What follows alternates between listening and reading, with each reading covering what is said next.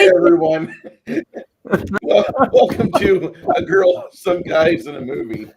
Today's discussion is going to be 1985's classic by Toby Hooper, Lifeforce, starring Mathilda May. Janet's next, in 2 years, that's what Janet's going to look like. Oh, good. Whew. So good. Oh, turn my volume down on my On your phone? Yeah. sorry. So we just watched this movie, Lifeforce, Janet's first time viewing. We could do it, and we should just rename the entire series to Janet's Never Seen. No, I'm next week. I've seen the movie coming next week. Oh yeah. Yeah, she always tries to get dressed for the occasion. Did you not see the movie? The wonderful film. Yeah, I mean, when she is dressed, that's what she looks like. So, hello, Mr. Wolfton Media, our good friend Soy-Based Jeremy. And then the Crafting Gamer joins us as well. Yes. Starblazer. Come to me. Yes. Come to me. I need you now. Oh my God, Flady's here. Oh, hi, Flady. It's always good to have Vincent Rock on. here. Sir, it's good to see you. So we just watched Lifeforce, and I have to say this movie, just every time I watch it, I enjoy it more and more and more and more. Hi Dan, how you doing, sir? This is a movie that I didn't like it when I first saw it when I was a young kid. It's like, it's got nice boobs, that's it. As I turn into an older man, this movie is just fantastic. It's very captivating. Yes, it is. Mm-hmm. It was interesting. It kept my attention, and not because there were a lot of boobies. Number one. I was a little saddened when they showed the three vampires in the the crystal coffins, basically, and you saw every inch of the woman, the bush, everything, but you didn't see the important parts of the males. Well, that was kind of why. To watch on TV, you can pause it at certain frames, and you'll see the pathetic sock that they got on their Johnson. Yeah, I've been in movies, and it's called a modesty patch. You put them over your your junk or the other parts. So kind of hard to define because it's not just like space vampires. It's an apocalypse film. Mm-hmm. You got zombies, the psychic being thing going on, and then the blood golem in that one helicopter scene. Picard's that was really first cool. kiss on screen, which His first kiss with probably a not man? what we was expecting. Oh, with another man. Yeah, and I did read something in the trivia when I was researching this. Hold on, let me see. Where is it? It said Patrick Stewart has said several times that Toby Hooper was his favorite director to work with. So the fact that he got to kiss another man, I guess, was something he really liked about the movie or something. it makes all of the things I saw with Jean-Luc Picard are making much more sense. Well, I had that game. they're one of those the actors, He even ended up in a wheelchair. X. It was foreshadowing. The movie had it all.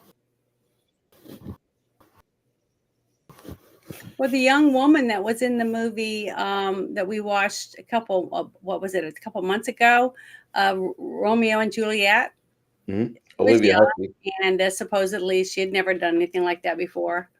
So I wonder how lucky the casting director got to have all the young women come in and strip down naked, walk around, and then do some lines, to get the part. So I just thought that was very interesting. I would like to have found some information about it. I looked for it, but I couldn't find anything about the red-haired lady Ellen that Yeah, that the you can curly borrow haired the body. Yes.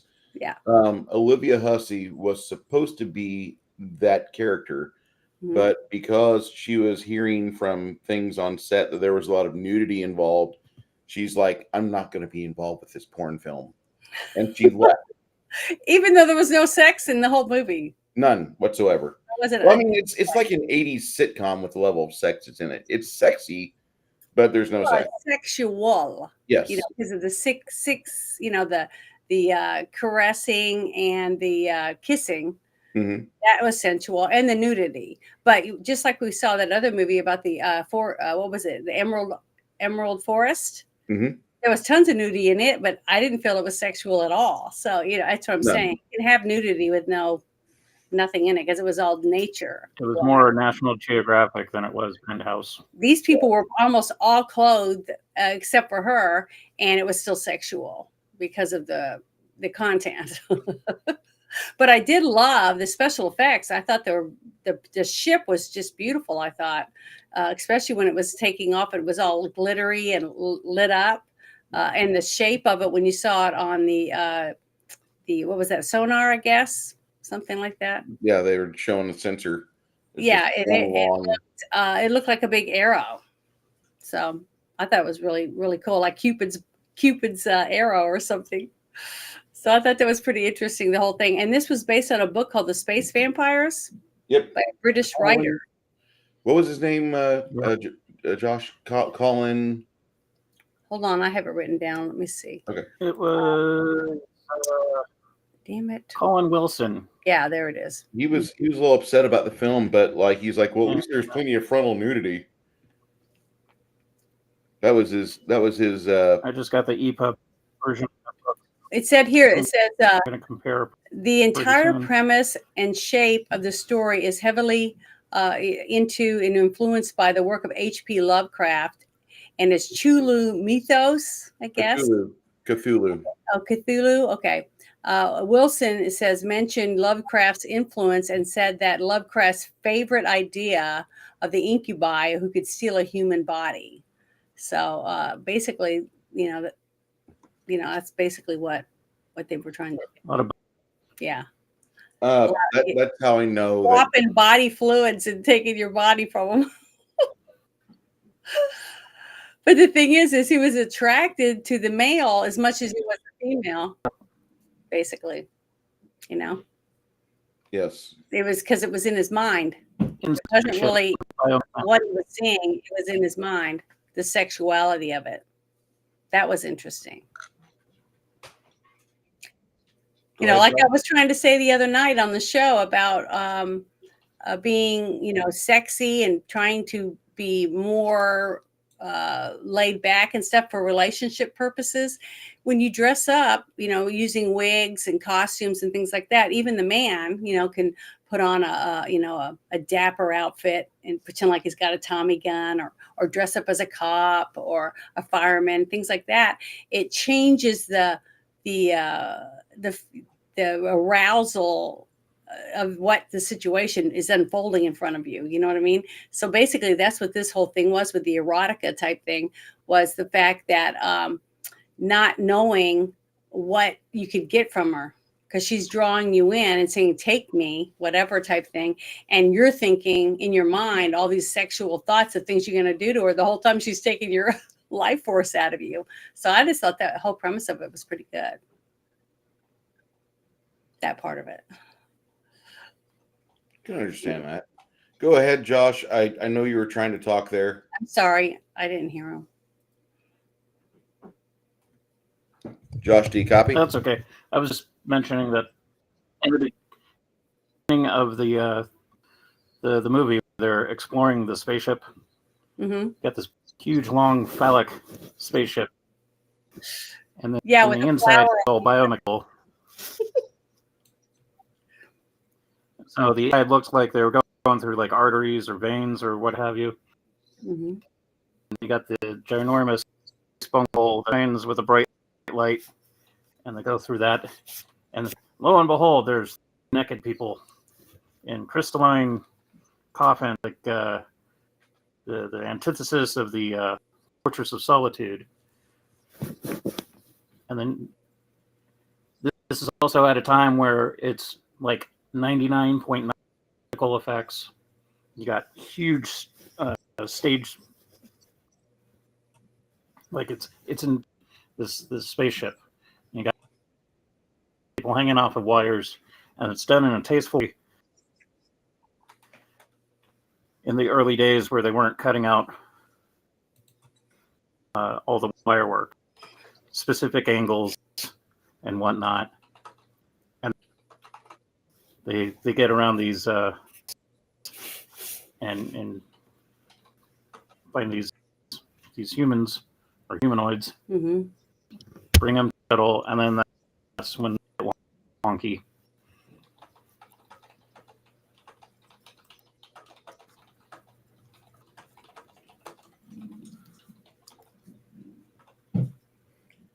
Yeah, there's a ton of coffins in the ship. You have the dead corpses of the bats floating around in the first portion of it.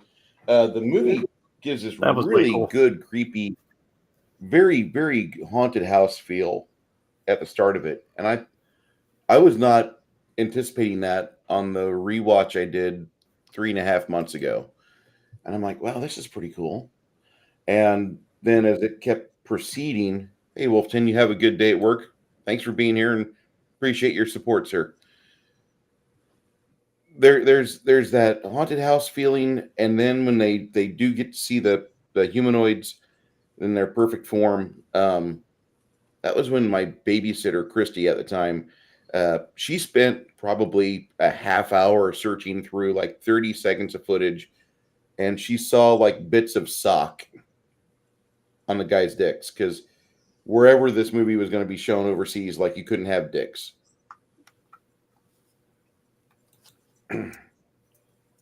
Hey, Mr. Poor Orc Child, I hope you have a great one, and we'll be talking to you here over the course of the week.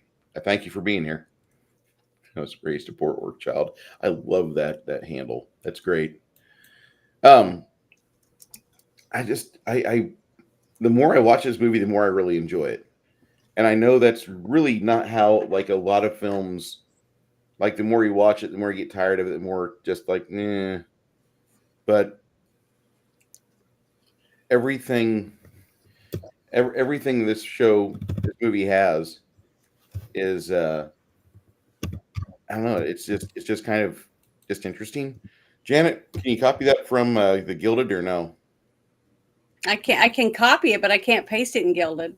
No, don't put it in Gilded. Don't put it in Gilded. Put it in the Discord. Okay, I can do that. Put it in the Discord for DM James. Okay. But this, the more I watch this film, the more I'm actually really impressed and really intrigued with the design of it, because I just see more and more of the work, which is miniatures. They built the damn near the whole movie is. Is he following me to where I can send him a message? I think he is. Okay. I want to say that, like, most of this film, like they didn't really spare a whole lot of expenses. They put a lot of it into what you have in front of the camera and not behind the camera, because I mean, it is nice to see Mathilda May and there's some other big name actors for the time, but this was originally like wasn't this Golan Globulus Canon film work?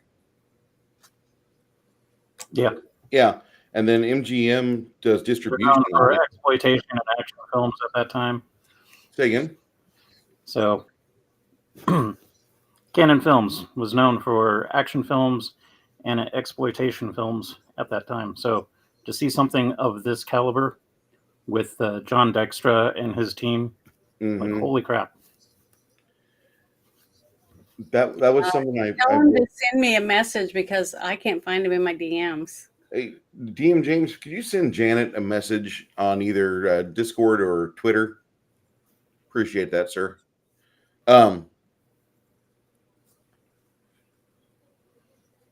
But it seems to age better and better. And I didn't understand what really a cult film was, and I'm still kind of getting a grasp of it now, because it's been 15 years since I fell in love with the movie The Thing. The Thing did not really grab me till I was like 35, and I'm like, just amazed at like the 90 minutes of runtime that movie is. When I was a young kid, when I saw it, it scared me. And then, like I heard from all the adults, like it's just a gore fest. But then when I watched it again, it just got better and better and better. And I understand it, but I see it too much nowadays. And I've always loved other films that are in that same budgetary amount, like Big Trouble in Little China and such. So like I didn't really understand cult films. With this movie here, you read about it and it's like it was really panned at the time. Nobody liked it. But now, as time has gone on, it is completely turned into a cult film, and now I like this movie completely. I get it. Super chat for $2 US. Thank you, Mr. DM James. You should watch Suitable Flesh. That's Barbara, the girl from Reanimator and From Beyond, is in Suitable Flesh with Barbara Crampton, and the girl that played Mercedes Lane in License to Drive, Heather Graham. Those two girls are in that. It's on my 2C show. It's on my 2C list. And let me put that in our I had a major crush on Barbara. Again. Go ahead, Jerk. Barbara Crampton. I had a major crush on her. I still do. Well, one of the things I wanted to say, and sorry. Go. I was just going to say that the scene where they're in the containment area on the ship before it's destroyed, and some of the people are floating, and then others are walking around. That was kind of I don't know. They should have just put less people in there and had everybody floating. You know what I mean? Looking like they're floating, except for the one person that seemed weak. You know, I don't know. It just seemed, it took me out of the movie because I realized, you know, it just, I don't know. It just took me out of the scene. Put them all. So, yeah, I think they should have all been wired, or they'd had less people in the actual scene. Now, the people in the coffins didn't have to be floating around because they're in a contained, you know, device or whatever, because we didn't know anything about it. But the way that they did that one scene, I had a hard time with. And there was a few other ones that were kind of cheap compared to some scenes. Like it was like they went overdose on some scenes, and then others were lacking. I don't know if that was because the lacking ones were added later on, that they needed to add a scene or to redo a scene or whatever. But it just seemed off balance a little bit, you know, for the filming of the script for me. I don't know. Did you guys not notice that? I noticed a lot of the effects inside the space shuttle, but the Churchill, the space shuttle scenes weren't really endemic for what I needed. The interior of the alien spacecraft, I paid a lot more attention to in the last two viewings I've had of this. Mm-hmm. But the space shuttle, I did notice that a lot of people were just kind of standing there. You know what I mean? Yeah. So I'm saying there was like I had little flashes of like the movie Aliens. Like I said, when I was talking in that one part about the one scene that looked like it was from the puppets, you know, when they were drained, reminding me from scenes from the movie with Arnold Schwarzenegger on Mars. What was it called again? Total Recall? Yeah, Total Recall. There was, you know, just little different things here and there that looked like they had taken the visual parts of other movies to put it into this to make it a little more dramatic. But it wasn't it wasn't so much that it took me away from it, but you could see the similarities that they were using. And I liked a little bit the campy way of them putting in the vampire thing, like her laying on the slab, basically in the church, while the essences is going through her body for all the people that were dying, and their life force was going to her. And instead of, I would have liked it a little more though if they'd used that really cool effect they had with the electrical waves that they were having shoot out of people, going straight to her inside the mausoleum or whatever she was in, and then coming up from her. I thought that would have been more realistic, because instead you saw him going to the line up in the air instead of to her, and supposedly she had to funnel it from the men. male vampires, and the fact that when the one male vampire was violently murdered, both of them supposedly. Now, one of them we weren't around to see that he was killed, but when the second one was killed right there in front of the church, she didn't react whatsoever. Like, oh, like freak out, fly back to her and let you see her reacting to the death of the other male vampire. So I don't know. There was just little things like that took me away from the script, basically, for the story of what we're supposed to be watching. I'm not gonna. You will not be graded or critiqued on that, Janet. You'll be fine. Okay. It's all right. I mean, we can disagree on movies. Okay. Well, yeah, I know. I'm just saying those two things were. Either they failed to point out that detail, or the fact that maybe they just don't body.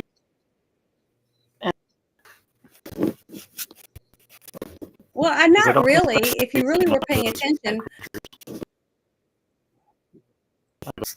those bat creatures are another vessel.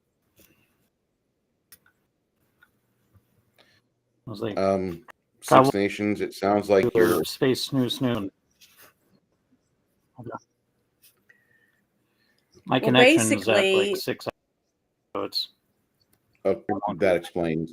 Okay, well, basically, from what I could tell, it was like the movie The Thing. You know how it would transform into any form that it had encountered and it had cells from. It was able to turn into that form and look and mimic it. Right? It was like a mimic. Mm-hmm. There's been other movies alien movies about mimics, but this one, just like she said, she went into their minds and took bodies that looked like whatever that they seem to dream about, like from their dreams, so sexual fantasies, whatever, because that way they could use whatever image they're portraying to their victims to be able to drain them of their force, what made them what they were. So I thought that was a really good concept, and I thought that came across really well. Even the part where you have Patrick Stewart laying there, and he's a man, and he's got him super drugged up, but she's getting him through his mind, because you didn't see the other two men that were standing in the room, their reaction to whatever it was that was being put out to them. All you saw was what she was portraying to, what was his name again? Carlson, yeah. So that's all we were able to visualize through the movie. It would have been kind of different if we could have seen what they were seeing, because if the other men were seeing their wonderful woman, you would have seen all different types of women walking around, tall redheads that were Amazonian, or petite, young little things with blonde hair, like from Sweden, all different types of women, because each man would have a different fantasy than the one gentleman that she latched onto through space. You know what I mean? So that would have been a very intriguing way of, adding to it to help us understand the concept of what they were doing, because it really didn't matter, because this is just a shell. It was what was portrayed into their minds of what they felt, the creatures felt was perfect to attract them to get their life force. I thought they did a good job at doing that. If they would have gone that route, I would have probably elevated the movie a little bit more. I'm not going to say that it's not a good movie as is, at least for me. But I think there wasn't that the first episode of Star Trek where they bump into a star vampire or salt vampire, and she takes different views or different forms for like four different guys, and so they got 4 different actresses portraying the same soul-sucking. Yeah, it's great. Well, it wasn't really their soul. She was just taking their salt. Yeah, the sodium from their bodies, basically. But what a way to go! Just like Magneto using, by waving their hand, they were able to take all the iron out of your blood and kill you. Well, I think it's just the fact that you're getting perforated. I think the blood loss. Vampires were.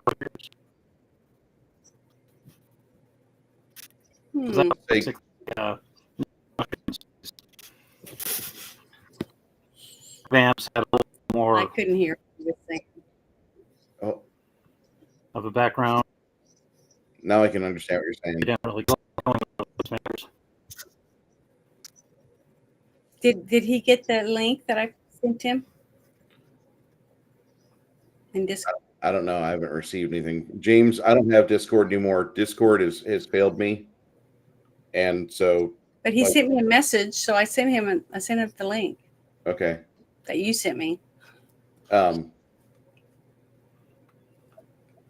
James always says, Bruce, you never invite me on. You never invite me on. James, come on board. Watch, talk about a movie you've seen 3 to 5 times in the last 5 years. Yeah. Did you get is he in the chat still? He's in the chat. Okay. Ask him if he got the link I sent him. Oh, wait. He's, I know he's still in the chat because he just typed this. Does Janet know her dress is see-through? Well, he needs to join us on here. And then Cotton Ministries, yeah. Six Nations is connection is tentative. The Canadians are hacking Idaho. He said, "What's CenturyLink? It sucks." CenturyLink sucks. I did not know that was the name you had of the company that you use. Yeah, I had that a long time ago. And Spark. I'm not moving on Comcast. So You guys are really starved for good internet. I just want to,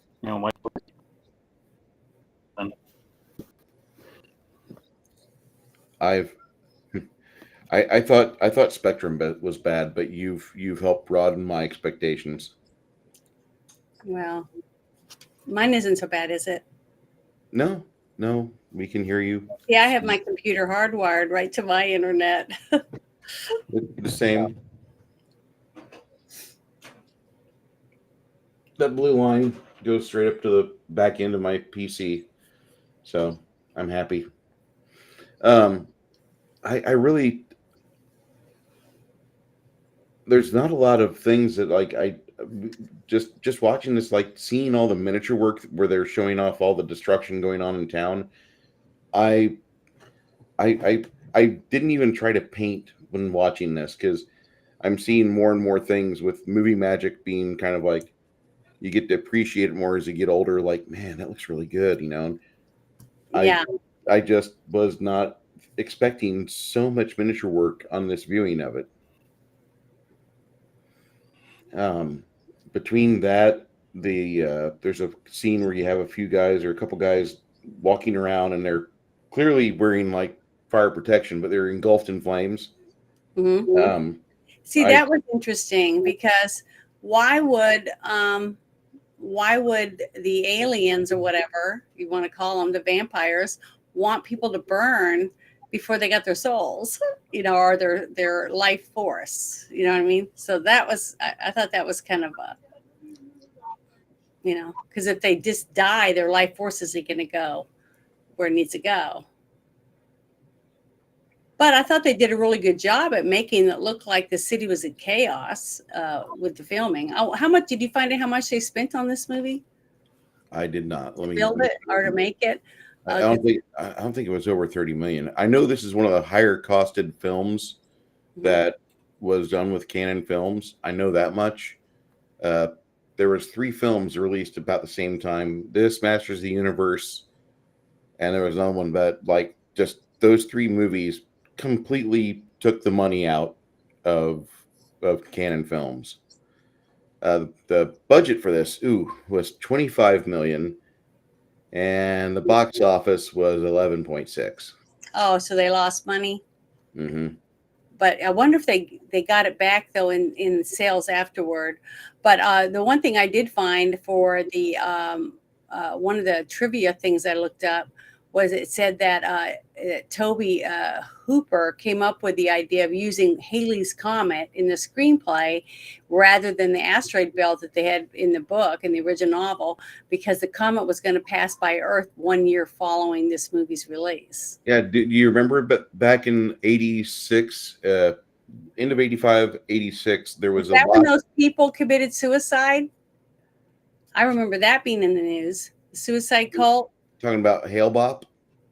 Yeah, maybe. It wasn't for that? The Hale-Bopp comet was like a comet that came out in 96, 97, and there was an entire cult of people that stated that they were going to just kill themselves. Yeah, they wore Nike shoes and they laid in beds in their commune or whatever, and they all took cyanide or something, supposedly to ride the comet. But I thought that was Haley's comet. Nope, it was Hell Bop. Oh, okay, well, I just remember that being in the news because that was scary that people would actually do that. Yeah, that was kind of sad because they all got on camera and started talking about how great it was going to be to like shed their earthly spacesuit and join God in heaven or something. It was really sad. Like, you're doing what? You guys Yeah, a cult. that kind of stuff's really scary. Yeah. That people will really do that. But yeah, basically the stuff that I read from the book was saying that there were space aliens, they're energy vampires, basically. They just were able to drain other people, just like what I liked though at the end when they were explaining that that's why there were everyone was dead on the ship. They've been traveling for so long with no life forces to absorb, and they were taking it from each other. And those two guys, vampires, and her were the last ones left.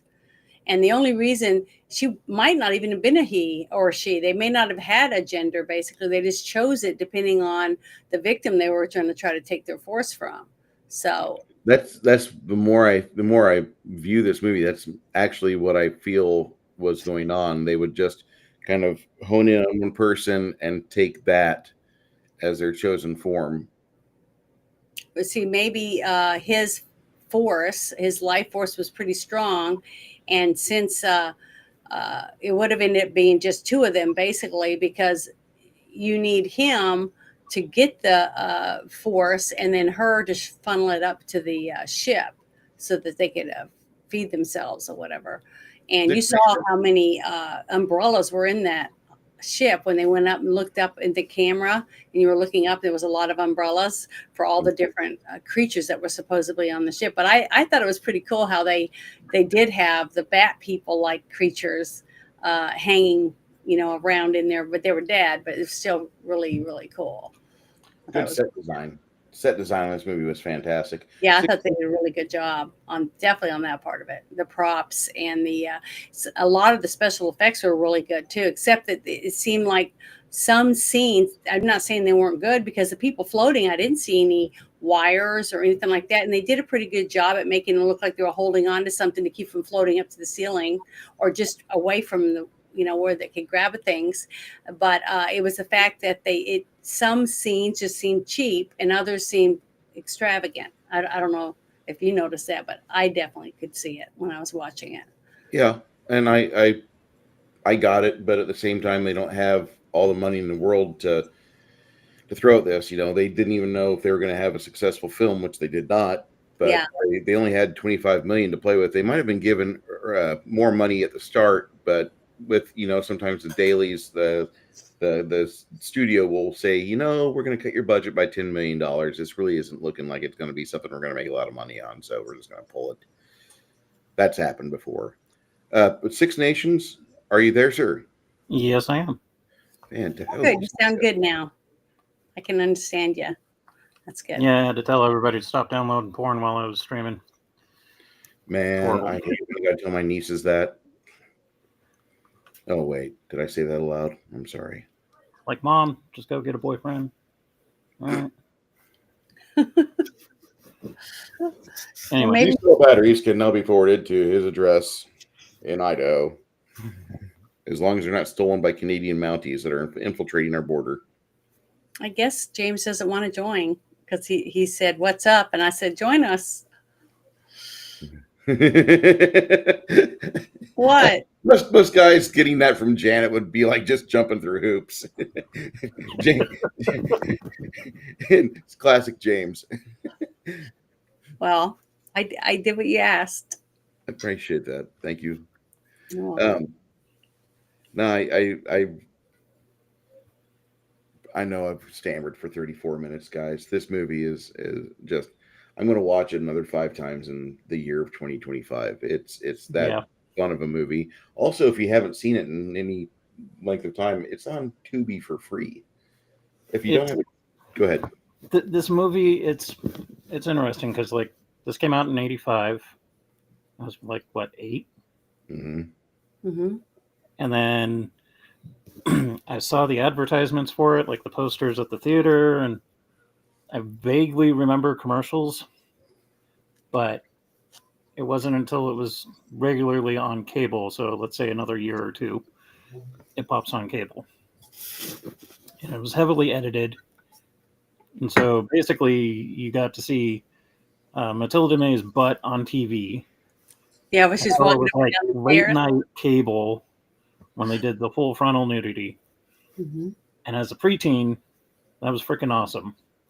And then also, it was like they're vampires, but they're space vampires, but they're not like the regular space vampires where they're like hot Italian chicks in No blood. leather suits, or the Nosferatu with the spaceship, Mm-hmm. like in Buck Rogers season 1, episode 14. But it was done in a way that was entertaining for me as a kid. Like it had monsters, it had zombies, had a blood golem, and it was creepy, and it had all the sci-fi tropes. So like the Princess Leia white robe. Mm-hmm. It had the 2001 Space Odyssey ship docking sequence. It had the Giger-esque biomechanical poop shoot in space thingy, whatever the hell it was. Mm-hmm. Like it was like, okay, here's what's hot, and everybody's doing the sci-fi thing, and they give them a book about space vampires going to Earth and messing stuff up, and so they make this movie, and it turned out really well. It's hard to define because it's not just like here are the space vampires and they're sucking everybody's blood and they're turning people into vampires or whatever the hell your standard vampire is supposed to do. But it's got these exploding zombies that if they don't eat every 2 hours, they turn to dust and blow up. It's an apocalyptic film. Like London just gets wrecked. Yeah. And potentially the rest of the earth. And at the rate that it's going, within less than a week, the entire world's going to be on fire. Dried up. Because everybody was gonna like at that one zombie that in the thing when he that was a really good scene when he was running towards the people that were there to eat, and he hit the cage, and then he just turned to a big puff of smoke, basically of dust, and his 2 hands are holding on to the side of the cage. I thought that was pretty cool. Boy, that was a good scene. That guy. Yeah, I like that. That was a really good. So as a 10-year-old, boobies, awesome. Monsters, awesome. Yeah, see? Look at Over that. the years that I've seen this movie and Alien. worn the hell out of the VHS and completely demolished my DVD. I've appreciated this movie more because then you start looking into the actual production of the movie. So they got these massive sets. The locations were kind of blah, to be honest, because they didn't really go into like the countryside of England or anything like that. You get glimpses here and there, but it's mainly the sets and the practical effects. And the practical effects are what really drive this movie. The detail in all the miniatures, like take every aspect of miniature movies from the old disaster films to sci-fi and whatnot, and kind of throw it into this. Then you got your like Hammer Studios type monster flick and the excessive cleavage, and you throw that in, and then you sprinkle it with a couple of cool plot lines and plot twists and stuff like that, and you mix it all up, and it turns out to be this really awesome film to watch. It may not be like the most stunning, It's not going to be up there with Macbeth or Othello or King Lear. It's schlocky, but not horrible schlock, which is a subcategory. That scene right there. So that scene right there, she wore rubber fake soles glued to the bottom of her feet so that she could walk through the glass at the end without cutting her feet up. That was one of the things I found. But there was a couple scenes that you were going through that reminded me of different parts, like the people floating in space with the mist around them and the background and stuff. It reminded me a lot of the Star Trek movies, some of the Star Trek movies, and Alien, like that right there, that one scene. That reminds me of them when I don't remember which movie it was, but when they were outside the ship doing stuff. Just little things reminded me of different movies, and I wonder if they were. I don't know what companies they worked with, to finish the filming, or where they got the costumes and all that different stuff. But they did a really good job considering, I think. I believe Toby Hooper was answering to Golan Globulus, the heads of Canon Films, on this the whole time. Somehow MGM got involved as a distribution partner that helped out with European distribution, and with the fact that they were able to film for cheaper in the UK. So it worked out pretty good for that. And then you have, I didn't see a Canon Films logo anywhere on this. There might have been one at the very, very end. It was there. Yeah. But I do remember the lion at the start of the movie for MGM. Mm-hmm. And I was very impressed with the fact that this movie seemed to just do complete. Bear, my Discord's shot. Yeah, he can't. You can. Do you want me to check? Yeah. Please send the information to Janet, and Janet relay with him, please. Okay, because I for can't. $2. Our good friend DM James says Dracula was a breast man, and we agree. I won't deny it. Okay. We agree. Because that's the gilded one, right? Hold on, Janet. Let me. It says streaming channel. That's the one I sent. Yeah. The same one you sent me. Yeah, correct. Okay. All right. Just send it to Bear. Thank you. Welcome. Yeah. This movie is Toby Hooper was set up after he did Poltergeist. He was supposed to be involved with 3 films with Canon, and he did this. He does Masters of the Universe, I believe, or he did something with Masters of the Universe. I think he might have done a little bit with it, but then got out. But then he did the disappointment of Texas Chainsaw Massacre Part 2, which that is not a movie we will watch or review. That's not a good movie. I was reading the part I did like the scene with the coat hanger. Did you know that where he heats up the coat hanger and touches the metal plate in his head? That was kind of cool. I sent it to you? He said he can't join Gilded. StreamYard, please. No. We're not using StreamYard. We use Restream, sir.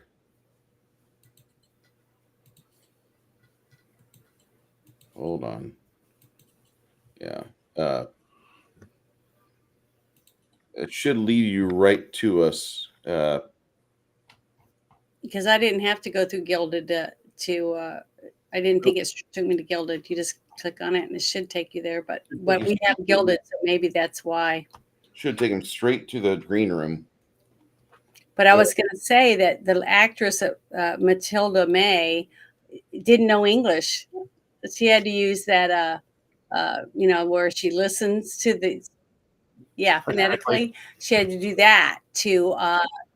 She knew one word of English or something like that. So she did that to be able to get the part. I thought she did a very good job considering some of the things when I started looking that up about the, the actress itself. And plus the men I think did a very good job to have a woman as beautiful as her to approach them in all those different scenes, totally nude, and not look right at her tits.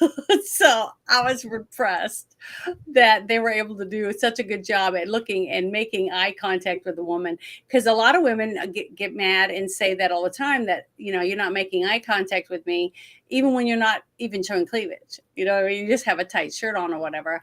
So, you know, I just thought that was great. I thought the gentleman, especially the one that was in the one scene in the laboratory when he was running down the stairs and trying to get there as fast as he could, because he could see that she was draining the guard, right? So he was trying to get down to that actor. I thought he was, to me, in this movie, I thought he was one of the best actors, honestly, for portraying, besides, you know, Jean-Luc Picard. And a few others. He really just That poor spot with the tea biscuit, trying to keep her occupied. Like, hey there, naked chick, here, have a cookie, and then she just starts zapping the life out of him. But the thing is, they didn't even have to get that close. And what was really funny, another scene that I almost started laughing when we were watching, was the scene where the guy is on the autopsy bed, basically, in that room that he had been drained, and he's looking, you see his eyes, and he's kind of like begging, his, you know, reaching out and begging the one guy, come closer so I can drain you. You know, that whole thing, and the horror look on the gentleman's face, not wanting to approach him, especially the fact that he looked like a shriveled prune, basically, and he was a guy, so he was having a really hard time attracting the guy to him and let him drain him dry. So I thought that whole scene was really funny, very comical. There was a lot of good little scenes like that, I thought.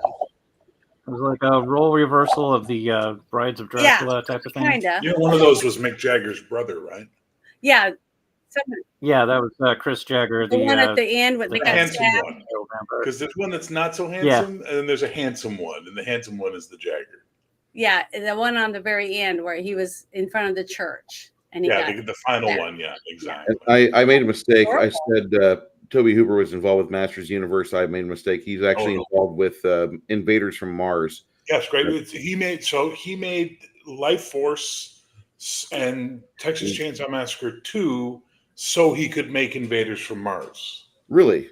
Yeah. Basically, he really wanted to redo a remake of Invaders from Mars, and no one would bankroll him on it. So he basically agreed with Golan Globus to do 2 movies for them, and then they would do a third movie of his choice, which was Invaders from Mars. Did he make Invaders from Mars? Yeah. It's actually, I really like it a lot. I haven't seen it. It's got, what's her name? Louise Fletcher is in it. Yep. Nurse Ratched from One Who Flew Over the Cuckoo's Nest, or Kai Wynn from DS9, and she continues to be the person who absolutely plays the most hateful characters on screen ever. She's so good at that, you know. She was so fantastic at playing a villainess. But Lifeforce is an amazing film. Patrick Stewart's first on-screen kiss, by the way. Yeah, and I thought he was phenomenal. But I always think he's good. I think as an actor, he's just really good. That effect of her as a blood creature in the helicopter was done with cornstarch and stuff like that. Like, it was really scary. That was the creepiest scene. And the fact that the actors, the reaction to something that really wasn't there, that I probably couldn't see anything, that especially the pilot, he was a good little actor too. Everybody was good. This is the reality of shooting in England in the 80s. Okay. Mm-hmm.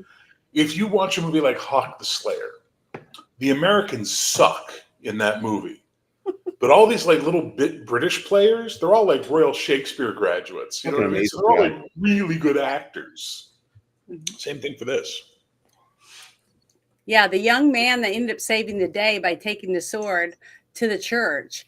You know, I said he's going to save the world, is what I was saying when you could tell. But he was a good actor, and he looked very familiar. But I was trying to picture in my head what other movies I'd seen him in.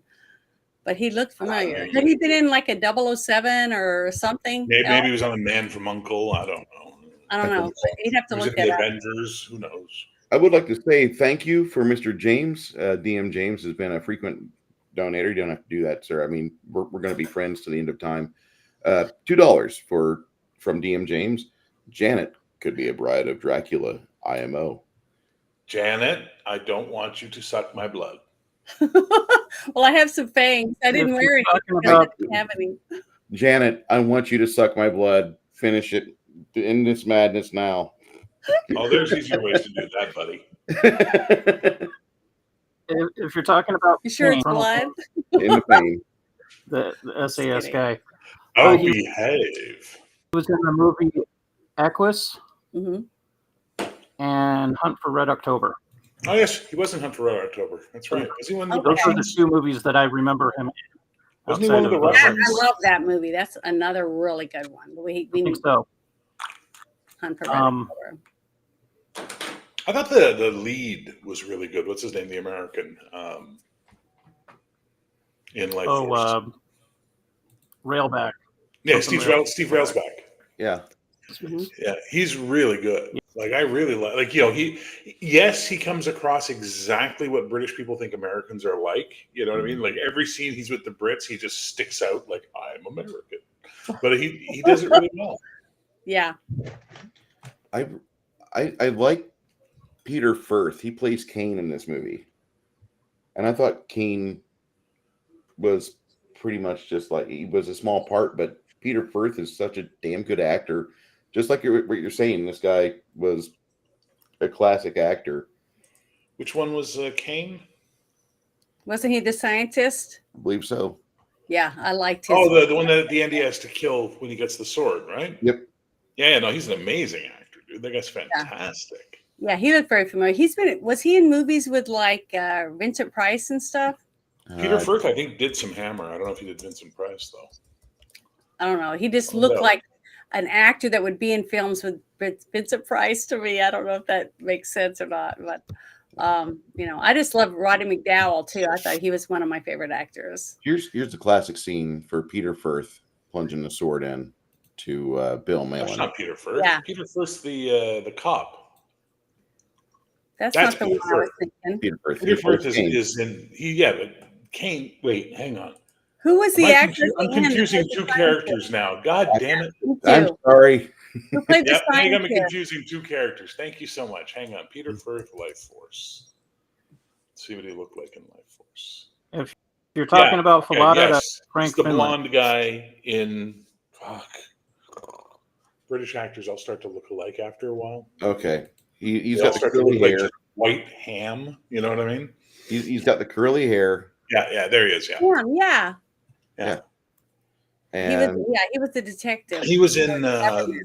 He was one of the Russians in Peter for Red October. Yeah, Ivan Putin. What a name, Ivan Putin. yeah, he was in I've seen him in other things. He looks very familiar to me. Mission Impossible 5 as Harry Pierce, or MI5 as Harry Pierce, which I've never seen that show ever. I might have to watch it.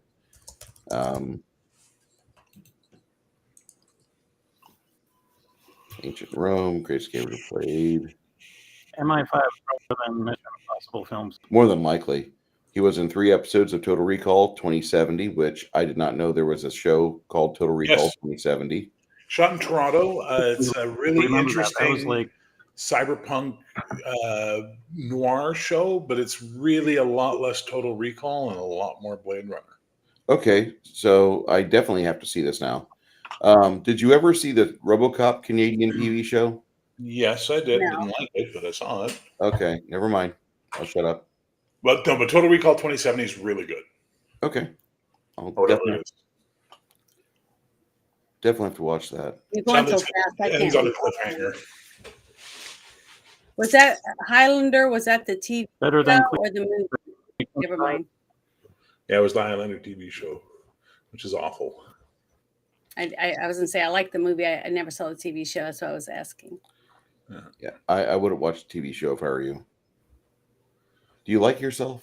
That's Do you like things? Yeah.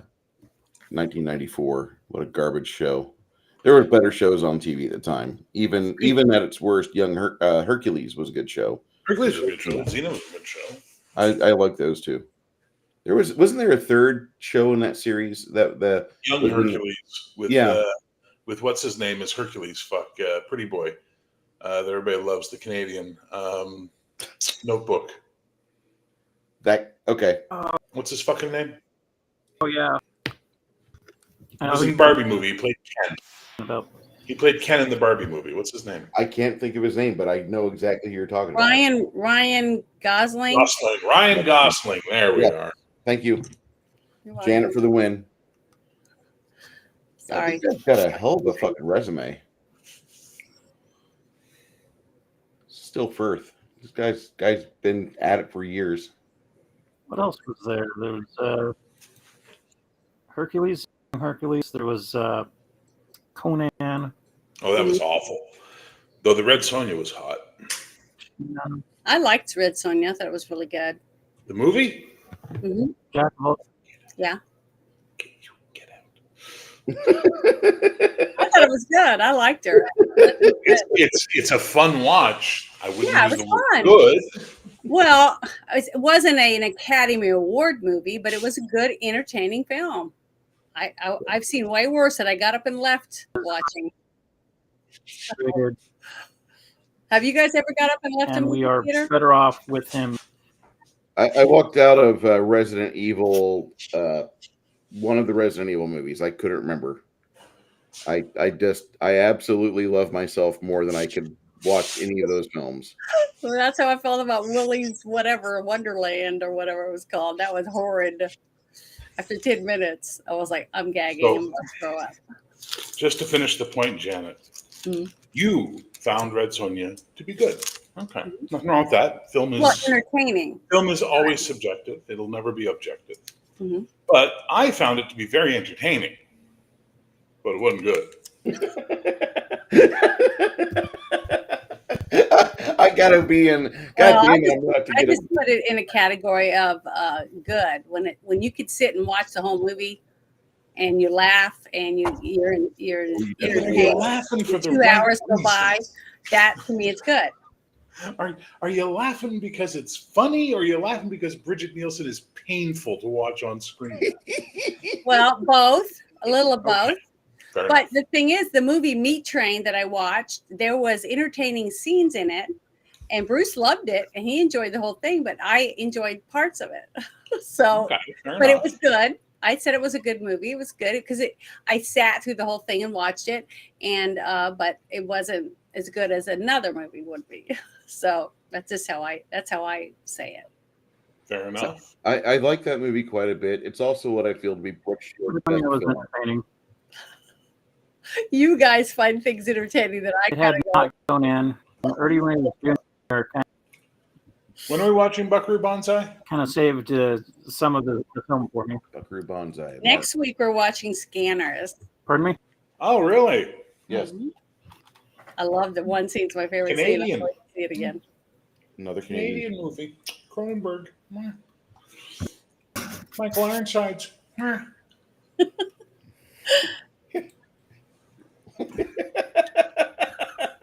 What are we laughing about? What's so funny? Michael Ironside. Yeah. It's quite the film. Yeah. I actually prefer the sequel, Scanners 2, because it's just funny. Mhm. Scanners was good. There was another movie that came out around the same time as Scanners called The Fury, which was another one of these like psychic people. Oh, That that was a little wasn't the bit one, the different, Kung though. Fu one? Theme-wise, I think. Sorry, what was that, Janet? The Fury that was Kung Fu? No, that's Was that Kung Fu. That's Kung Fury. Okay. Well, Kung Fury. that was kind of funny. Well, anyway, TCG got me the link. That's how I got here. So shout out to TCG for getting me in. Thanks. Thank you, sir. Fucking Gilded. Jesus, I don't use Gilded. The minute they went to Roblox for their security, I'm like, I'm out. Well, I'm using it. I used to have it a long time ago before it was Roblox. And, but when Bruce got locked out, I thought, well, I guess I'm going to restart it, get it going again. So that we can Fair enough. communicate. I went through the hassle of getting a Roblox account just to get on Gilded, and I feel very dirty. But if I doing can learn how to play games on there, I might use it for streaming some of the games so I can play Goat Simulator because it's a lot of fun and laugh a lot. Well, I lost my original fucking Gilded account when they went to Roblox because I couldn't reset the password. What? Yeah, my original one too. Because you That- couldn't use email to reset the password for the Roblox sign over. That's weird. Yeah. So I have a Gilded, but I don't even have my own Gilded anymore. We do And to have join your stupid Gilded, it was asking me for, put in your Gilded server. I'm like, I don't know what the fuck my Gilded server is. Go fuck yourself with your Gilded server bullshit. So Well, I signed up and made two: Janet's Universe and Janet from Another Planet. So. Well, there you go. Well, I'm in now. Now I'm a member, but I haven't been approved yet, so I can't see any channels. Guild, Which means I can't see any Colombian horse girls. Fuck themselves and let Bruce back into his own account. Well, I've had Discord quite a while, and I've never been hacked or anything. I mean, I had more problems with Telegram than I ever did with Discord. Janet was dressed up as a gilf. Yeah, I saw the pictures of her, and that's really creepy. I'm just saying it. Bear, are you? It wasn't gilf for me. No offense, Janet. I saw the picture. I'm like, yeah, no, nothing happening downstairs for that image. Nope. Who is Bobo 921? I'm sorry. What? I just approved Bear Gen X for Mike Gilded, and then there's a Bobo. No, Bobo's not me. Okay. Okay, so I see Unreal Tournament chat. I see Unreal Tournament voice and Unreal Tournament calendar. Those are the only chats I see on your Gilded, sir. Should be scroll down a little bit further into the channels. There is no scroll down, sir. I have 3 available channels. Oh, now I've got it. Never mind. That was an Unreal Tournament group that I somehow wound up in. I'm leaving that group. Hang on. Now I'm in yours. Now I see it. I love Unreal Tournament, but I don't get to play it that often, and I don't want to have time. Fair enough. For that.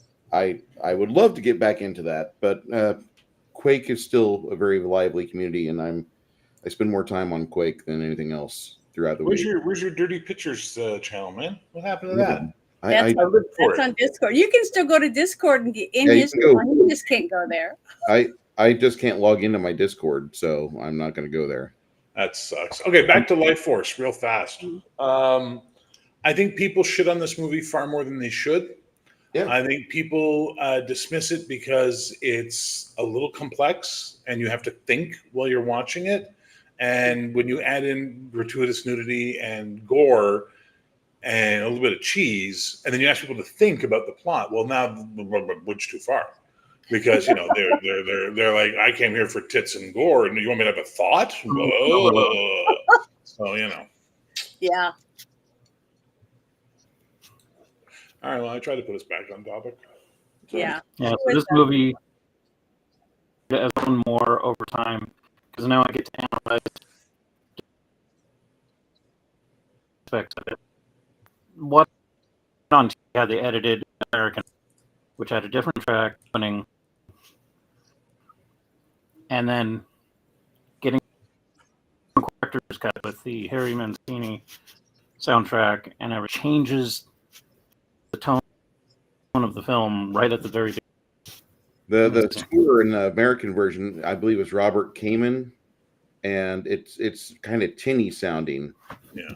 And I think that was the first time I watched it, and then they re-released this or did something where they added the European soundtrack to the hour and 56-minute American release or American rental release. And that's the one that Tubi has, which I'm really happy about. The director's cut, the European version, is like 13 minutes longer, and there's a lot more stuff on the Columbia, but it doesn't really add much from what I've understood. See, in Canada, we were lucky. We got the European, we got the British cut when it came out. We didn't get the American cut that was all edited. So people would always be like, that movie was edited. I'm like, no, it wasn't. It was really, there were tits everywhere, man. Tits all over. I mean, it's all over. Like, it was incredible how much, was in that film. And then I see the American cut, and I'm like, oh, I kind of get why you guys hate this. I sort of understand, because they kind of cut the heart out of the film really badly.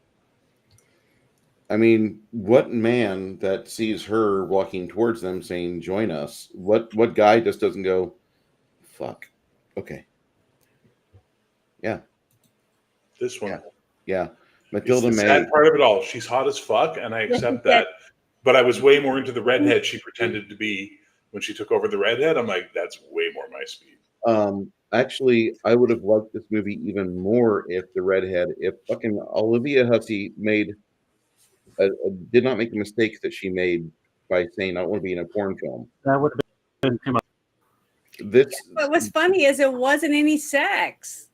There would have Nobody had Surgeon General sex in warning. this movie. she There just was making out, kissing, and lots of was TNA. That was it. And totally different from plain old mundane humanoid sex on Earth. No, this was all yeah, it was in your imagination. Whatever you could psychic energy imagine and is what you got. So Olivia Hussey was supposed to be in this film. Is that what you're saying? yeah, she was supposed to be the redheaded Ellen, and instead she Oh, really? wasn't.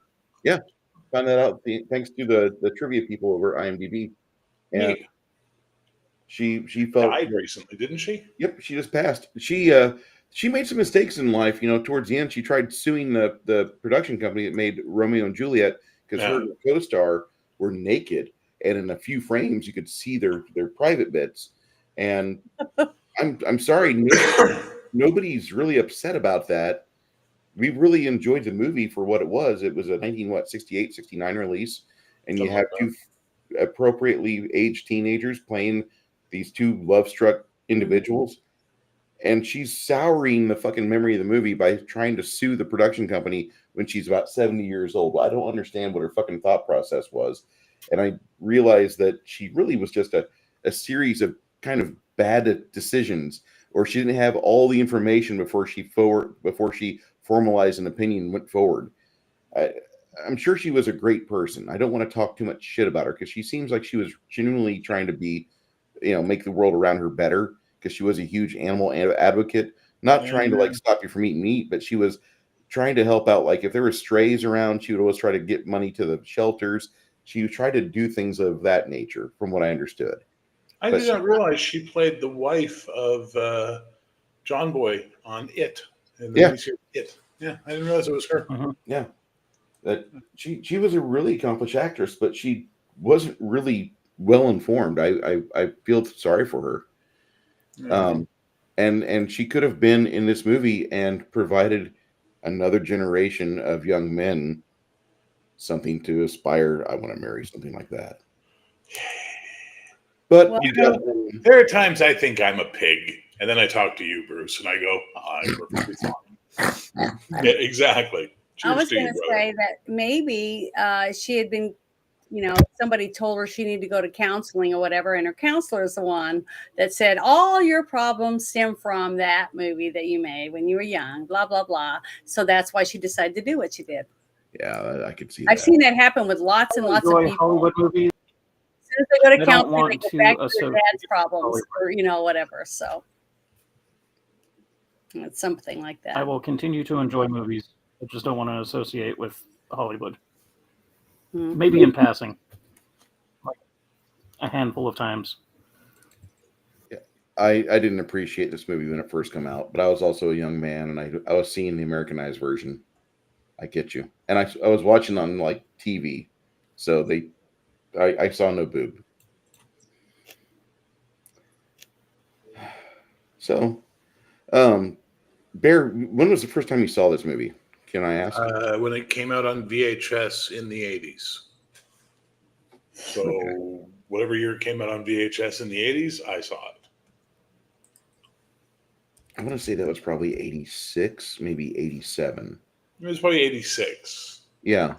85, 86 is when I would have seen it on VHS. Because we had a Betamax. Not that we're snobs or anything, but we had a dealership nearby for Betamax. It came out in 85. 85 was released. It was released pretty fast on VHS, apparently. Really? Yeah. So I would have seen it in 85, probably the winter of 85, 85 into 86 that winter.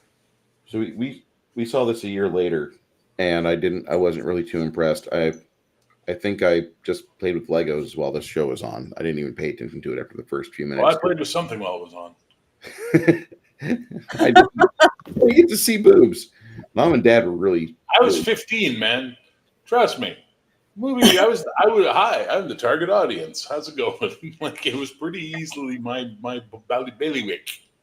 Now, when I saw this later on as a serviceman, and I got a chance to see it unedited, and I liked it a little bit better. It was actually very watchable. But as I've gotten older, like in my 30s and 40s, this movie, like it really spoke to me when I saw it like 6 months ago.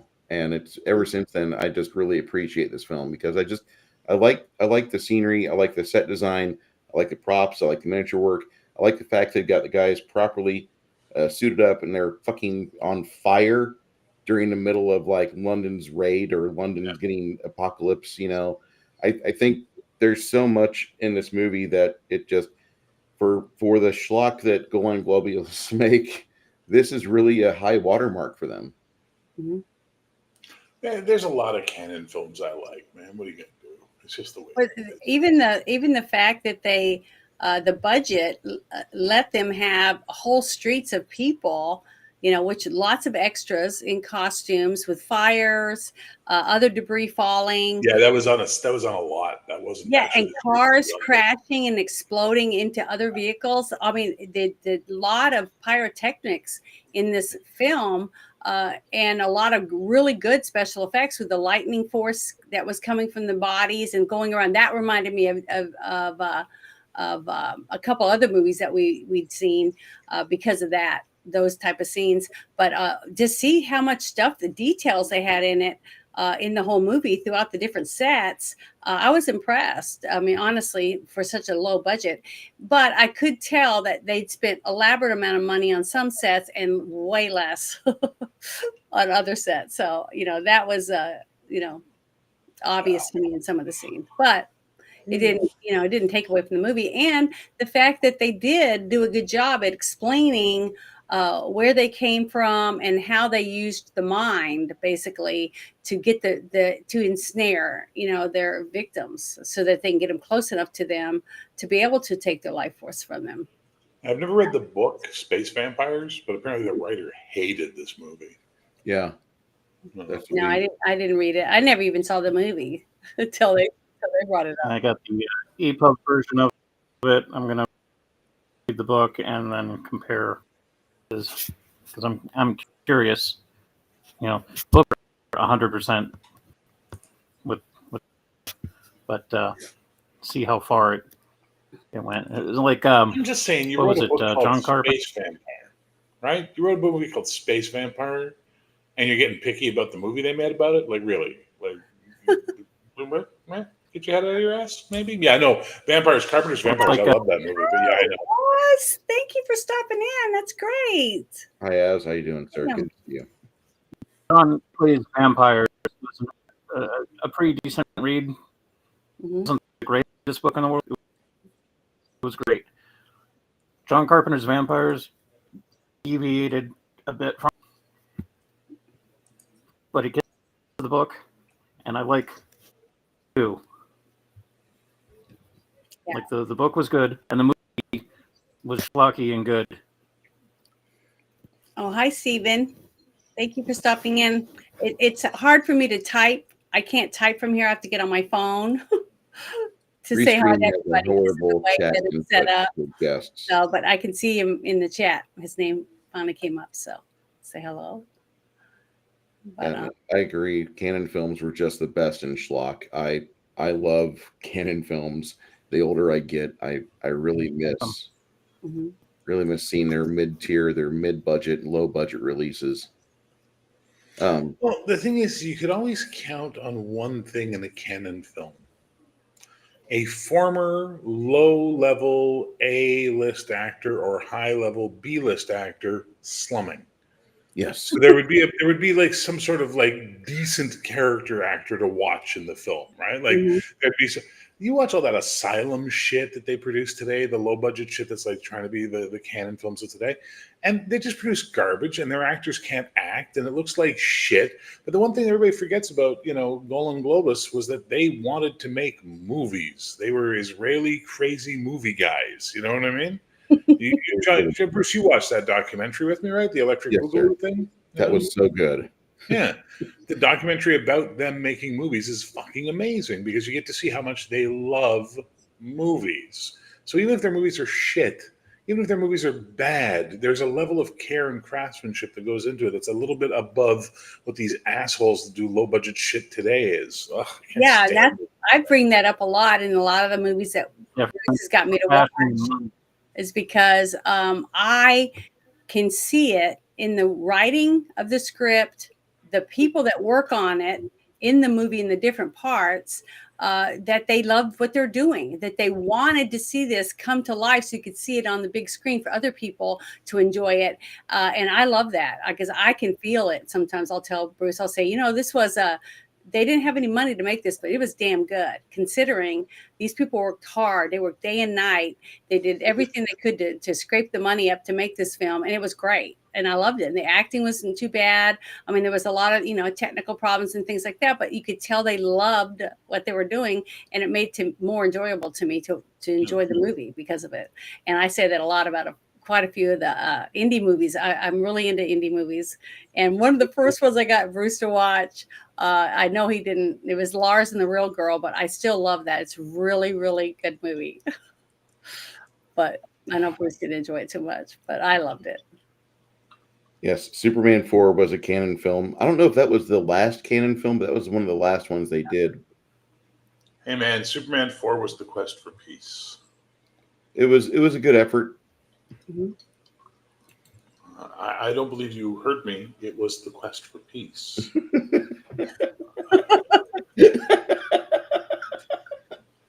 I mean, what more do you fucking want? It was the 80s. It was 87 when that came out. I can understand exactly why that came out. I understand why that script was made. And here we are in 2025. It has Adam Man, who fights Superman. And we finally get to answer the question, what's more powerful, a super or an atom? I mean, come on. This is like the people who bitch about AVP, right? Well, I watched Alien vs. Predator. It sucked. I'm like, really? What the fuck were you expecting? I went in expecting to see aliens and predators and have them fight each other. Guess what happened? That. Therefore, I'm satisfied. Thank you. Jesus, people are so stupid. There was not enough aliens versus predator. I saw a bunch of putzes get killed, especially AVP 2. Dude, I couldn't even watch AVP 2. It was too dark. I didn't even see what the fuck was going on screen. You have to turn up the brightness completely. Yeah, I'm not doing that. Light your fucking films. That's why those two don't make movies anymore. But like the whole point of fucking AVP was to see aliens fight predators. Guess what? That happens quite a bit. There's some really good fights. I'm happy. People are like, well, I don't like the Lance Henriksen. I'm like, what is wrong with you all? Just shut up. All right, heels versus babyface. You can go ahead and be pedantic about the nuclear man versus atomic man. I haven't seen the movie since the 80s. Cut me some fucking slack. I wanted to ask Matt, have you seen the movie Mac? The movie that we're talking about? I think Mac's a little hypnotized by your outfit. I was going to say. Most of my feed is being hypnotized by that. I've got a couple messages here. As good as so many good 80s films as Arizona, Superman 4 is only slightly better than Actual Cancer. I'm going to have to disagree with you on that. I'm just going to say I think Cancer's probably a lot worse than Superman 4. I don't know. Unless you're going for hyperbole. So. Having to do chemo is not fun. Well, technically Superman 4 is fun. Because it's so bad, it's good. Come on. People are so mean. Some movies are good when they're bad. You missed out on Michael Keaton, Christopher Reeve as Batman. What was your opinion on The Prey? I liked Prey. I enjoyed it. I went in of the 1700s. It's pretty well. I enjoyed it. I didn't like the design of the Predator. I thought that was really goofy. But beyond that, I liked it. Yeah, it was entertaining. All the people bitching about being too woke, I was like, this was not woke. Shut up. Stop with your woke bullshit. Yeah. There was a Predator movie that came out before that was not as good. It had Thomas Jane in it. It was, What movie? Predator. Was that the Predator? That was 2010. The Frankenstein one? The Predator, yeah, The Predator. Which I was really pissed off about because fuck, I love Shane Black films. Yeah, and it's like Shane Black just fell completely down on that one.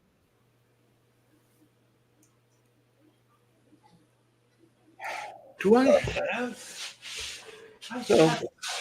So Mac, he didn't answer whether or not he's seen. Mac has not seen this movie. He's not seen Life Force. Well, show that picture again so he'll know why I'm wearing this outfit, if you don't mind. Okay. Let me go to Life Force real quick. Because I wasn't going to be nude for sure, so I had to wear.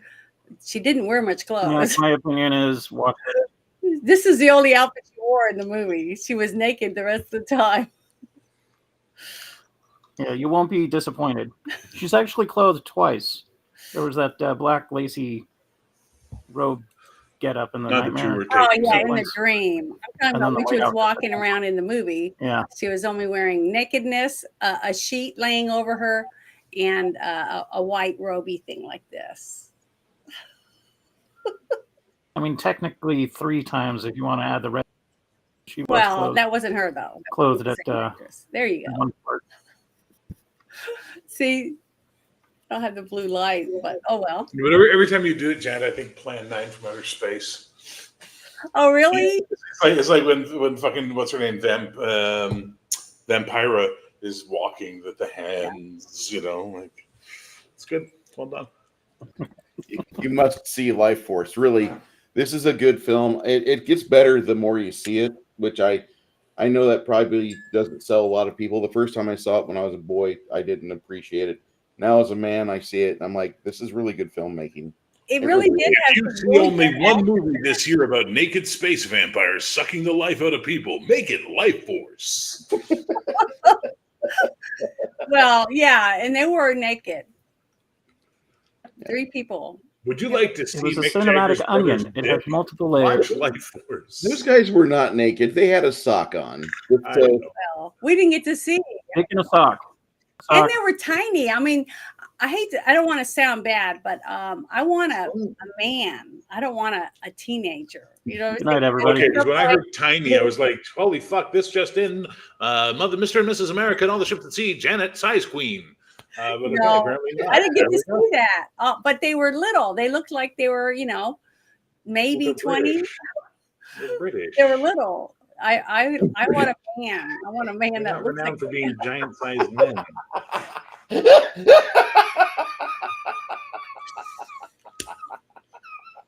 I'm just saying. I mean, they're tough. But I need to go turn on the heat. It's cold in here. Yeah, seriously. Well, all men want to tweak your knobs, So. Not me, but that's okay. Well, they say they do. They say, look, so you cut glass. This is going to go into a dark place, so I'm going to talk about naked vampires instead. Okay, go ahead. So your left kind of like. I know, droop it a little bit. Let's see. Fix it. Is that better? A little bit, yeah. There we go. I will be sending this link to my father after I shut it down. I don't want to hear them all live. Well, I hope nobody sends it to my father. Yeah. Go ahead, Beer. I'll shut up now. The wife it's okay. The wife approves. I just want to say that it's, a very enjoyable movie, and I think we should all watch it there, Janet, so you're not alone. I'll join you on the dimmer switch thing. I think it's a really, really good movie, and we should all watch it as much as humanly possible. And keep in mind that, nudity is a beautiful thing. There we go. All right. Beauty of the human form. I brought that up at the beginning when we were talking, that after I saw the Emerald Forest, and it had tons of nudity in it, but I never felt the nudity was sexualized in any way, really. So this had one person really naked, which was the woman, but it was very sexually oriented, even though nobody actually had sex. You know what I mean? So, like last week we did Shaft, and there was tons of sex in that. Actual sex, where people were groping and roaming around in the beds and all that stuff. But this one didn't have that. It just had kissing and caressing. Shaft also has a lot of walking around to bass rhythm. I remember the first time I watched Shaft, I'm like, oh, this movie is amazing. Everyone says this is amazing. I'm going to watch Shaft. I'm like, what the fuck, man? I just watched 5 minutes of him walking. Yeah, in the opening scene. What is this movie about? Richard Yeah, Roundtree going places, apparently. Okay, fair enough. Mac, you ever trick one of your buddies and you show them the chicken wing and then you punch him in the shoulder? Okay. The beginning of Waiting, I believe. Yeah, it's from Waiting. I know what it is, and it's very no, Mac's right on that. Like for women go, the nudity wasn't sexualized. Men go, she's naked. Yeah. Oh, like, really? I didn't see visual.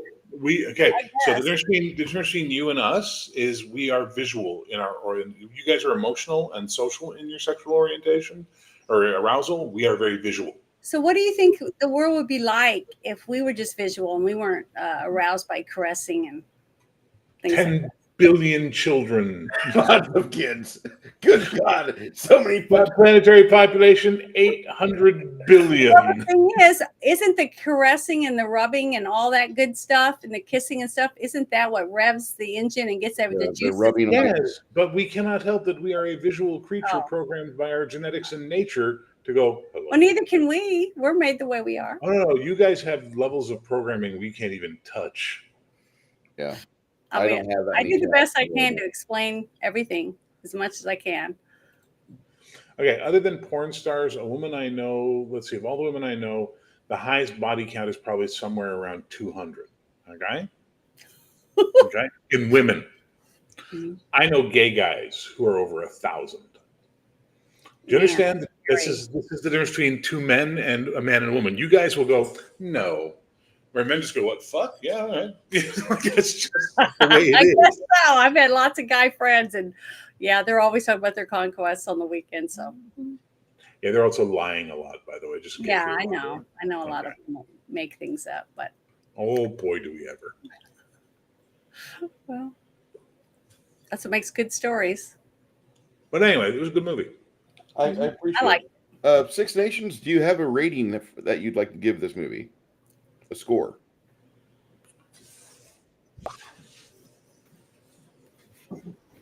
That's a tough one. Like, is it the best movie ever? No, it's not. But, and it had shit tons of detail. They kind of went deeper into the lore, whatnot. If they were, I'll find out in the book. This is an above average film. Upper 70s into 80%. And I don't normally do that in a lot of movies. Mm-hmm. Like, this is probably one of my top 10, top 15 films. And it's only gotten better over time. From the preteen, teenage phase, and started looking into the technical, the way that the movie shot. Like, it's really good. You definitely get a multitude of the themes that were going on, science fiction and horror stuff. But it wasn't detracting in any way. So yeah, I'm gonna 79 to 80% out there. It was entertaining me. I find it entertaining every time that I watch it, and there's always something goofy or unexpected that I see. Yeah. And to have watched it with folks that haven't seen it, it was even more enjoyable. So, like, yeah, I would recommend watching this film. I would recommend getting your friends or family of a certain inclination. Maybe not like have your old probably mom don't want the with you involved. That might be a little weird. Hey, Mom, let's watch this movie. Well, it depends on your relationship with your mother. If you're in the same room. I could see dads watching it with their sons. Definitely, but I'm sure. That's creepy. I'm saying, like, this is one of those things where if you got a family that enjoys movies and they're of the appropriate age, because there's a shit ton of nudity and weird themes, because it does get into fetishism, although not as hardcore as like today's movies. Yeah, go out and watch it. Get it on DVD. Get that physical media going. And enjoy a canon film from the mid-'80s that kicks ass. There you go. Thank you. Bear. Well, I don't play your numbers game. I always rate movies in 3 ways. Yeah, meh, and nah. This is a yeah, absolutely. Okay. And I mean, does this movie, like, the more you see it, are you finding that you like this film more and more? I liked it just fine the first time I saw it. I like it every time I see it. Okay. Now Porky's. That's a movie I'd love to watch with you. Yeah, we need to put that on the list too. That's a good one. All right. And Porky's 2, just to make it really bad. Porky's 2. Good God. We had Porky's 3 the next day. Oh yeah. We have no shame. That's all there is to it. We have no shame. I'm shame, please. I'm Canadian, sir. Oh. Anyway, that's my review. Cool. Yeah, watch it. Okay, Janet, how would you rate this film? It's your first time seeing it?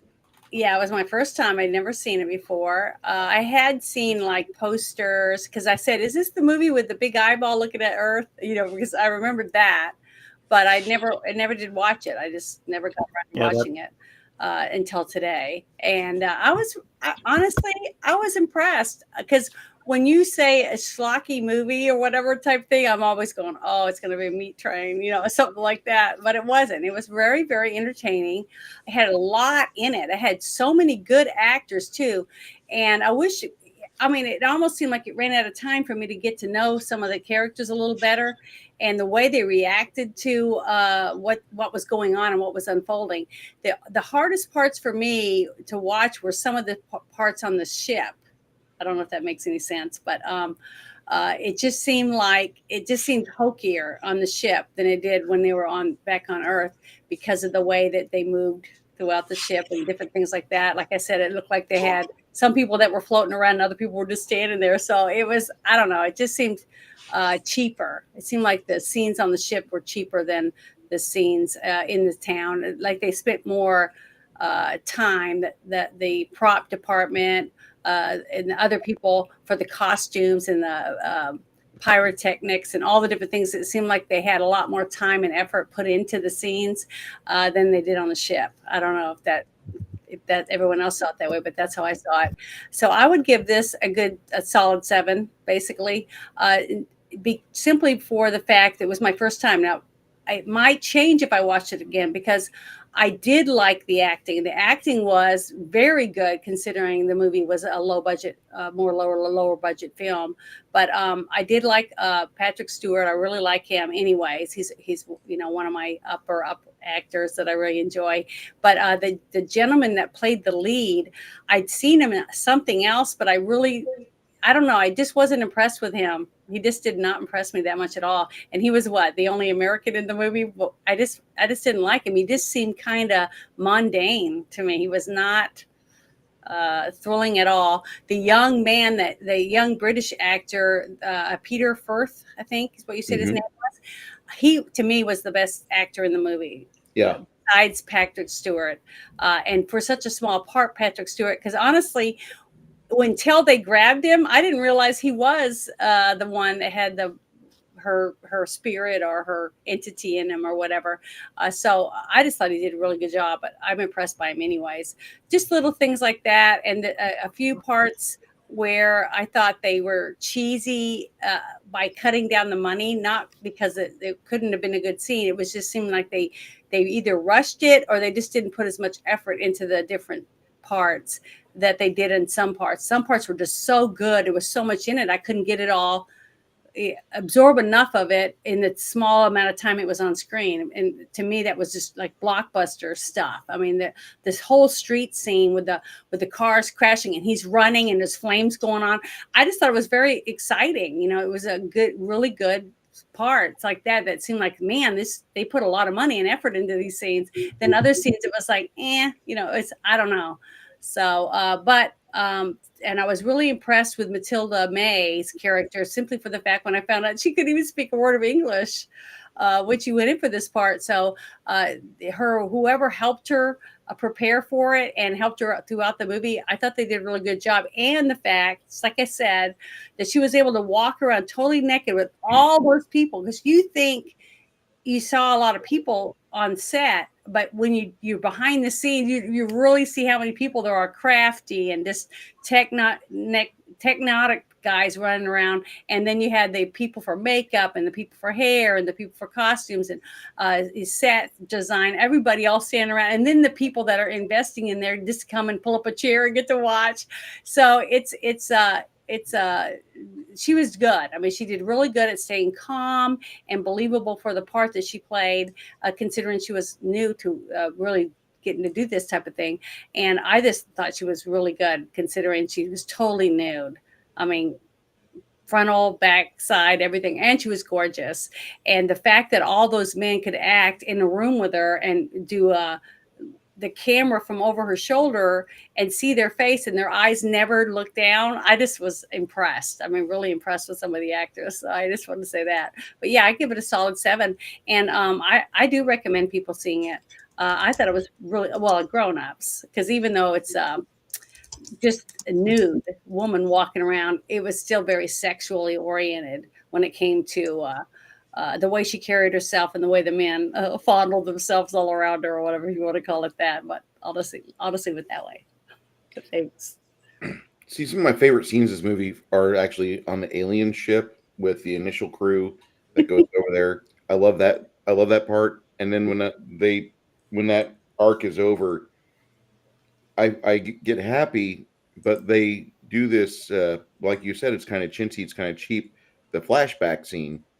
And I mean, it's classic Golan Globus type of work, but really the acting I thought that was really good. I thought the lead did a pretty good job. He's not great, but Peter Firth was the for me, he was the part of the movie that I thought was best. And he really sold it. I'm not a big fan of Pat Stewart. I never have been, won't ever be. I'm prejudiced. I like William Shatner, and I really thought it was Star Trek. I hate to interfere, but to me that's kind of dumb. I know, but I don't have logic behind a lot of my decisions. I'm just saying that, like, I know he's a good actor. I loved him in Excalibur. I thought he was really good in Excalibur, but in Dune?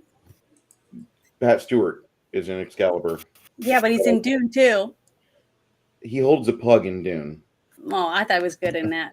I'm not a fan of pugs. Sorry.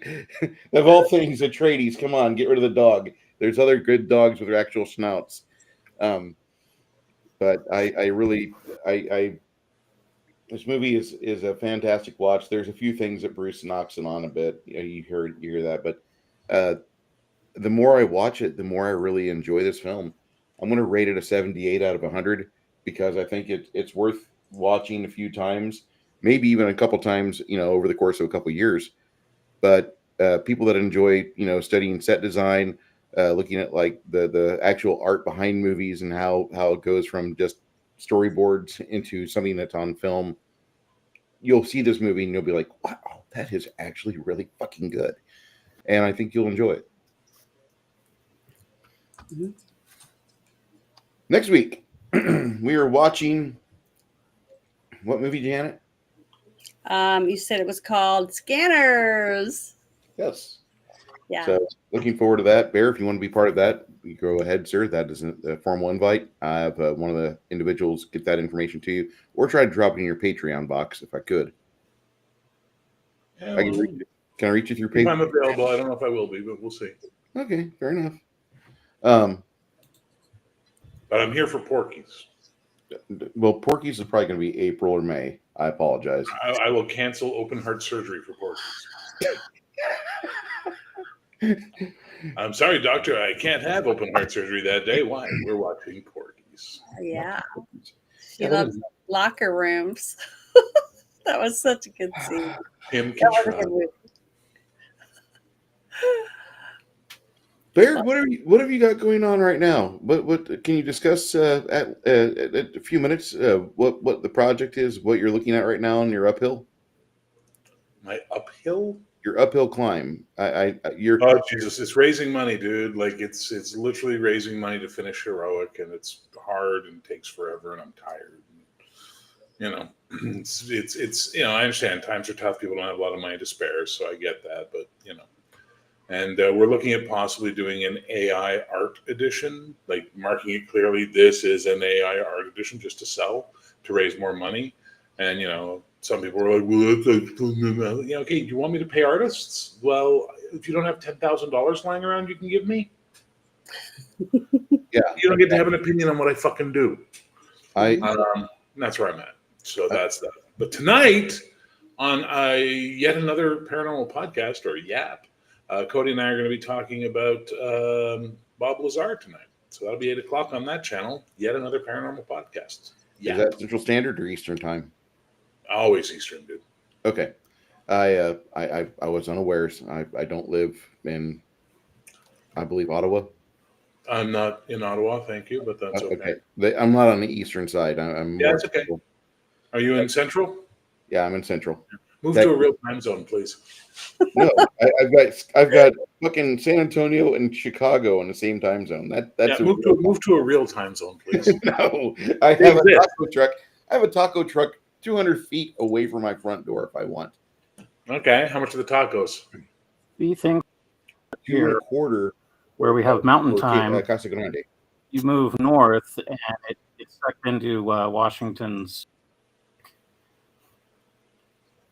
So depending on there are only two real time zones in North America: Eastern Seaboard, Eastern Standard, and Pacific Standard. Those are the two real time zones. Mountain and Central, y'all just being babies because you don't want to get up early or go to bed late. Like that's just like grow up and just deal with your son coming up earlier or later. You know, your mild insult there does not apply to me, sir. I go to work at 2 a.m. and I stay there for 12 hours. See, so there you go. You don't need to worry about the time zones. I have to use it because that's what the locals around me have. My roosters wake me up. I don't need a clock. 4 a.m. There you go. 4 a.m. at Janet's house. Yeah. Thank you, Bear, for joining us today. My pleasure. And 6 Nations, 31 Kings, I appreciate you being here. Janet, you look astounding as always. More so in the Brights edition, but I mean, this was a lot of fun, and I hope everybody enjoyed watching us do this review on a classic sci-fi movie. Thank you, Mr. Toby. Oh, yeah. Please rest in peace, sir. We appreciate your work. All of you out there, check out Bear's Patreon. Check out Bear's paranormal stream with GM Cody, and watch what Janet does with that.